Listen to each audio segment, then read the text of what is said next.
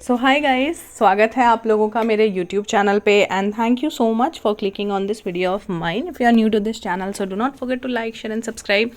देखो, ये वीडियो 30, 31 और 1 नवंबर का है, जिसमें मैंने सिर्फ ज़्यादा बाहरी काम किया है और मेरी पढ़ाई एकदम ही नहीं हुई है। मॉक टेस्ट और रिवीजन के अलावा मैंने नया कुछ भी पढ़ाई नहीं किया, जो कि मुझे बहुत सारा पढ़ना है और वो होगा कल से। इनफैक्ट आज अभी थोड़ी देर के बाद ही मैं डिनर के बाद बैठ जाऊंगी, क्योंकि मैंने अपना नींद भी पूरा कंप्लीट कर लिया है और सब कुछ कर लिया है एंड अब there is no more break.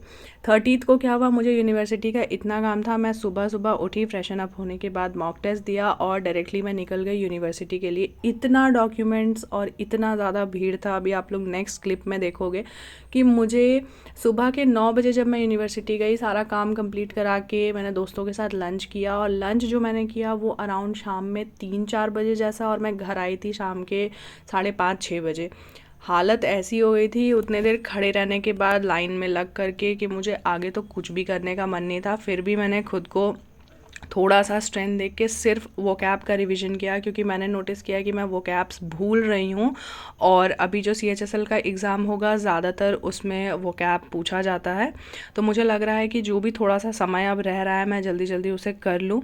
एक तो मेरा जो यूनिवर्सिटी है वो इतना दूर है मेरे घर से, आई थिंक जाने आने में मुझे लगता है मिनिमम 15-20 किलोमीटर तो लग ही जाते हैं।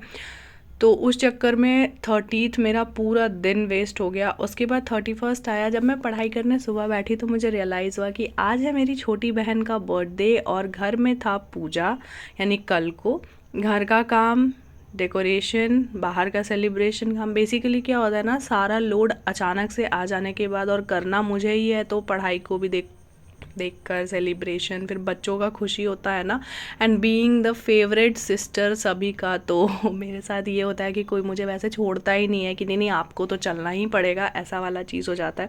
इस दिन भी मैंने सुबह सुबह दिया CHSL का मॉक टेस्ट, जो कि मेंस का था, और ये तो 2 घंटे का था। 10 बजे तक, 10:30 बजे तक मैंने यही किया। मुझे 253 स्कोर आया था, just 1 marks more than the cut off. इसमें मुझे ये नहीं समझ में आया कि पेपर इजी था, मतलब कौन से पार्ट में मेरा लैग कर रहा है, ये मेरे को नहीं समझ में आया, क्योंकि रॉन्ग अटेम्प्ट्स बहुत कम थे और ये पेपर भी मेरा बहुत पहले ही ख़त्म हो चुका था।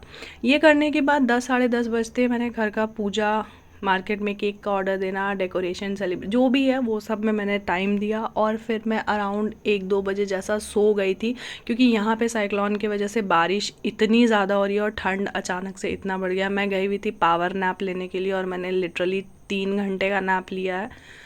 ये इसलिए हो रहा है ना मेरे साथ, सोने का रेशियो इसलिए इतना बढ़ गया क्योंकि लास्ट छठ पूजा के टाइम में मैं 4 दिन नहीं सोई हूँ रात में, मतलब 2-3 घंटे जैसा मेरा नींद फुलफिल हो रहा था। तो अब कहीं ना कहीं तो बॉडी का ये रिक्वायरमेंट रहता है कि नींद पूरी हो जाए सही से।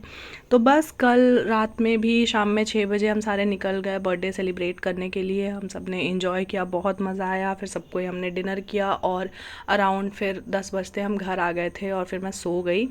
आज देवउठनी एकादशी है, यानी देवउत्थान एकादशी है आज, जिसमें ऐसा कहा जाता है कि नारायण भगवान जो क्रिएटर हैं इस यूनिवर्स का, वो 4 महीने के सोने के बाद वो जगते हैं, लोगों को जो भी आशीर्वाद देना है, जो भी उनके जीवन में उजागर करना है वो काम होता है।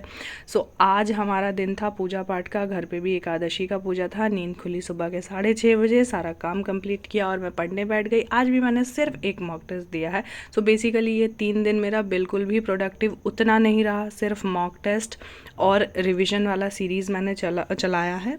मॉक टेस्ट देने के बाद मैं पूजा पाठ में लग गई। अभी भी शाम में पूजा ही चल रहा है और अब मैं जा रही हूँ, फास्टिंग है मेरा, तो मैं डिनर तो नहीं करूँगी, थोड़ा सा फ्रूट्स वगैरह जो है मैं वो सब खाऊँगी।